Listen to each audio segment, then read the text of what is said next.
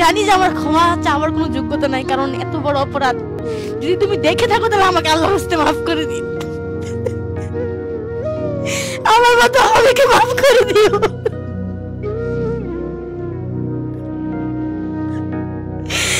যে তোমার ভালোবাসা বুঝতে পারে নাই, আমি পায়ে ধরে মাফ চাইতাম আপনার কাছে, তোমাকে মাফ করে দেবে, পায়ে ধরে মাফ চাইতাম।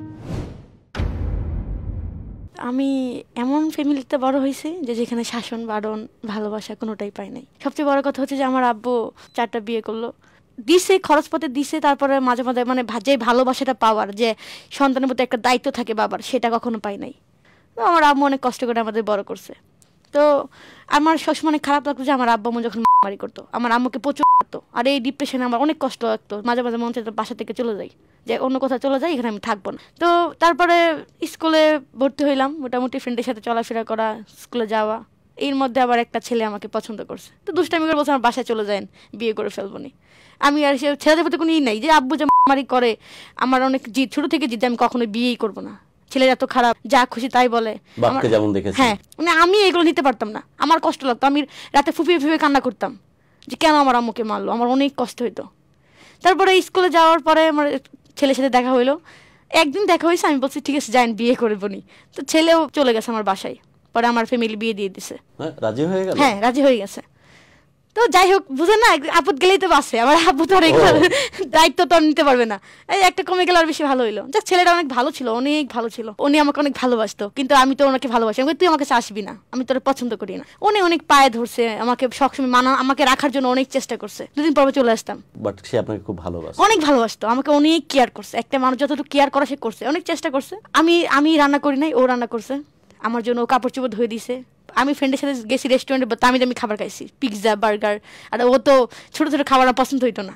তুই যেমন তোর চয়েস এমন, মানে অনেক গালাগালি করছি। তারপর ফেসবুকে এই যে তারপর ফোন কিনলাম, ফোন কেনার পর ফেসবুকে তখন তো দেখি আইডি নাম হচ্ছে রাহুল ইসলাম, ফরহাদ খান, ইমন চৌধুরী, আমাকে গ্রুপকে অ্যাড করেছে। আমি বলছি আপনার ছেলেরা তো ফাজিল কেন, আমাকে গ্রুপ অ্যাড করেছেন কেন? হুট করে বলতেছে না না আপু, এটা ছেলে না তো, সবাই মেয়ে। আমি মেয়ে মানে ভিডিও কলে সবাই আসে, দেখি অনেক সুন্দর সুন্দর মেয়েরা, কেউ হচ্ছে তার বাবা ইঞ্জিনিয়ার, কারো বাবা প্রফেসর, এসব ছেলে নাম দিয়ে ওরা মেয়েরা একসাথে আড্ডা দেয়, আড্ডা দিচ্ছে সবাই। হ্যাঁ, আড্ডা দিচ্ছে। আমি তো তখন ফার্স্ট ঢুকলাম, ঢুকে বললাম শেষ।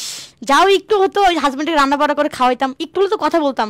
এরপরে সবসময় ফোন নিয়ে পড়ে থাকতাম, মানে ফোন আর ফোন, সবসময় গ্রুপে চ্যাটিংয়ে ইত্যাদি, দেখা করা বলেন, ভালো একটা পোস্ট করলে লেখালেখি বলেন, সবসময় থাকতাম। আমি আর সে ছেলেদের প্রতি কোনো নাই, যে আব্বু যে করে আমার অনেক জিদ, ছোট থেকে জিদ, আমি কখনো বিয়েই করবো না। পরে আস্তে আস্তে একটা মেয়ের সাথে আমার পরিচয় হয়। ওই মেয়েটার বাবা মা হচ্ছে চলে গেছে বাহিরে, পরে বলতেছে যে আমি তোমার সাথে থাকতে চাই, তুমি কে রাখবা? আমি বলছি আমি রাখবো। তারপর ওই মেয়ের সাথে কথা বললাম, ওর টিকিট করে চলে আসলো, ওর বাসায় নিয়ে আসলাম।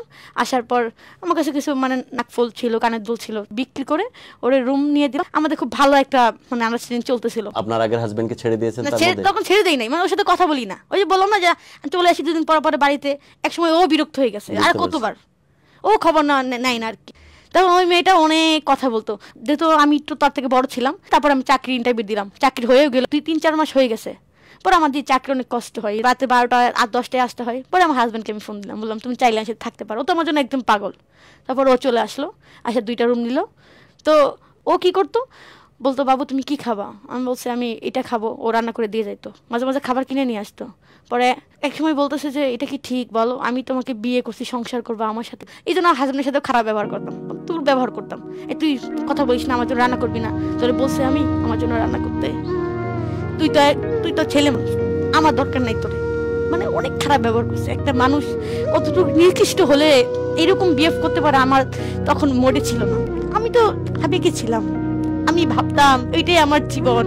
আমার হাজবেন্ড সকালে উঠে দেখি রান্না করে রাখছে, ডাকতেছে উঠো খাবার খাবানো, তোমরা এখনো ঘুমাচ্ছ, আমি অফিসে চলে যাচ্ছি, খাবার খাইয়ে নিও, তোমার যত্ন নিও।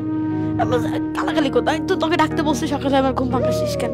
দেখছি বিকালে গোসল করে আমি শুয়ে আছি, অফিস থেকে আসে ও কাপড় চোপড় ধুয়ে রাখছে। হ্যাঁ, আমার কাপড় ধুয়ে রাখছে, বলতেছে কাপড় চোপড় ধুয়ে রাখলাম, ছাদে লাগিয়ে দিচ্ছি, তুমি এসে ঘরে নিয়ে আইসো। একটা মানুষ কতটুকু ভালোবাসলে এরকম করতে পারে? আমি কুকুরের মতনও দাম দিই নাই। আমি ওর সাথে এত খারাপ ব্যবহার করছি যে পৃথিবী মানে আল্লাহ আরশ কেঁপে যাবে, এত অন্যায় করছে ওর সাথে। আমি একটা মানুষ কতটুকু ভালোবাসলে এরকম করতে পারে? যে আমি ওর সাথে খারাপ ব্যবহার করতেছি, দুর্ব্যবহার করতেছি। ও আমার জন্য এতটাই ভালোবাসে আমাকে, ও আমার জন্য রান্না করে রাখছে, আমার কাপড় চোপড় ধুয়ে রাখতেছে, আমি কি খাইতে পছন্দ করি রাতের বেলা নিয়ে আসতেছে, এত ভালোবাসে।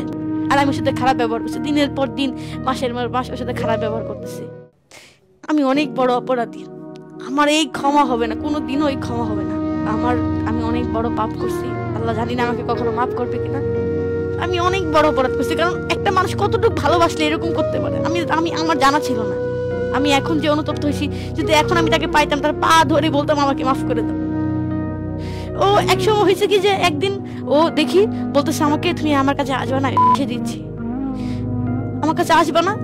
তখন আমি SMS দেখে দরজা খুলে না, দরজা দূরে ধাক্কায় ভেঙে ফেসে দেখে ও ফাঁসি দিয়ে দিছে, ফাঁসি দিয়েছে শুধু আমার মতো একটা মানুষের জন্য।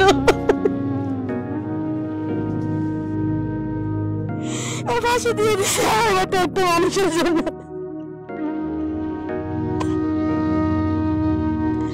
ও অনেক সুন্দর ছিল, ওর চেহারা মানে ওর চোখ দিয়ে গাল দিয়ে মানে যে কি বলবো লাল যে রক গুলো বের হয়ে পড়তেছিল। আমি ওর পায়ে ধরে বলছি নামেন তো নামেন, আমার ভুল হয়েছে, নামেন আপনি নামেন। বলে তুমি আমাকে ছেড়ে যাবো না, বলো তাহলে আমি নামতেছি। ওর জীবনটাই চলে যাইতো যদি আমি একটু দেরি করতাম।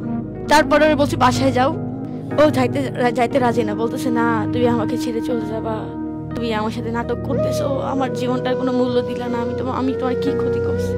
বলছে আমি এটা পরে দেখছি, বাসায় বেড়ায় আসো। মায়া কাজ করে নাই, মানে ফাঁসি দেওয়ার কারণে ভয় পেয়ে গেছে, পরে বাসায় বসে বাসায় যাও। হ্যাঁ, মায়া কাজ করে নাই। এইগুলো আমার হাজবেন্ড আমার বাসায় বিচার দিছে, আমার ফ্যামিলি তো আমাকে বের করে দিছে, বলছে আর কখন বাসায় আসবি না। তারপর আমার বান্ধবী বলতেছে যে ও বাসায় যাবে, তারপর চলে গেছে বাসায় যাওয়ার পর আমি ফোন দিছি, ও শুধু বলছে আমি আসছি। এরপর আমার নাম্বার ব্লক, সব জায়গা থেকে ব্লক। ভাবলাম হয়তো মা আসছি বাইরে থেকে। আমি 1 মাস পরে দেখি সে ফেসবুকে টেক্সট দিছে যে বিয়েটা করেই ফেললাম, শাড়ি পরে আছে। তখন তো হাত যে ধরছে, মুখটা সে স্টিকার দিয়ে রাখছে মুখে, হাতের মধ্যে দেখি আমার হাজবেন্ডের হাতের মতন। আমি আবার আরেকটা চিন্তা কল দিচ্ছি, যে তো ব্লক করে রাখছে আমাকে। আমি সত্যি করে বলো ওই ছেলেটাকে আমার হাজবেন্ড না? ও বলে না তুমি ভুল ভাবতেছো, তোমার মাথা নষ্ট হয়ে গেছে, তুমি একটা পাগল, এটা তোমার হাজবেন্ড না, ফোন রাখো। এটা বলে ফোনকে রেখে দিচ্ছে। আমি ওর কথা বিশ্বাস করে ফেলছি যে ও কখনো এটা করতে পারে না। তারপরে আমাকে আমার হাজবেন্ডে কল দিছে। পরে যখন আমাকে স্ক্রিন ভিডিও করে দেখাইছে আমার হাজবেন্ডে, তখন দেখছি পাখি আরো যা হয় বিয়ের পরে সবকিছু ভিডিও করে রাখছিল, স্ক্রিনশট দিয়ে রাখছিল, ছবি একসাথে তোলাই, সবগুলো ছবি দেখছি। এটা সেই বান্ধবী যাকে আমি অনেক ভালোবাসতাম, যার কারণে আমি সবকিছু হারাই ফেলছি। আমি অনেক ভুল করছি, আমার কখনোই ক্ষমা হয় না। আমি স্বীকার করি যে আমি যে অপরাধ করছি, আমি অনেক বড় অপরাধ করছি, যার কোনো ক্ষমাই হইতে পারে না। আমি আমার বাবা মাকে কষ্ট দিছি, আমি আমার হাজবেন্ডকে কষ্ট দিছি। আমি ভুল করছি না, আমি নিজের সামনে আমার সুখ বিসর্জন দিয়ে দিছি। আমি পাপে ডুবেছিলাম, আমি সত্যি কপাল পুরো।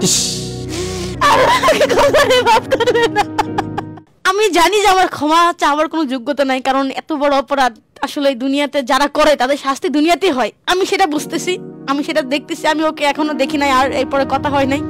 যদি তুমি দেখে থাকো তাহলে আমাকে আল্লাহ হস্তে মাফ করে দিও, আমার মতো আমাকে মাফ করে দিও। যে তোমার ভালোবাসা বুঝতে পারে নাই। আমি আমার হাজবেন্ডকে উদ্দেশ্য করে বলতেছি, যদি আপনি পারেন আমাকে ক্ষমা করে দিন। আমি জানি এটা ক্ষমার অযোগ্য, আমি অনেক বড় অন্যায় করছি, আপনার সাথে অনেক বড় অপরাধ করছি। আমাকে আল্লাহ মাফ করবে না যদি আপনি আমাকে মাফ না করেন। আমি আপনার থাকলে আমি পায়ে ধরে বলতাম আমাকে মাফ করে দেন। আমি পায়ে ধরে মাফ চাইতাম, আপনার কাছে বলতাম আমাকে মাফ করে দেন, পায়ে ধরে মাফ চাইতাম। এই দুনিয়াতে বাঁচতে হলে আল্লাহর আদেশ মতোই বাঁচতে হবে, কারণ আমাদেরকে আল্লাহই পাঠাইছে আল্লাহর ইবাদত করার জন্য। এগুলো করতেছি আল্লাহ যাতে সবাইকে মাফ করে, আমাকে মাফ করে দেন আল্লাহ, আমাকে হেদায়েত করুক, সবাইকে হেদায়েত করুক। কারণ আমার মতন পরে শেষে কিচ্ছু পাবা না। আমার এক কুল 2 কুলি গেছে, আর কিছু নেই।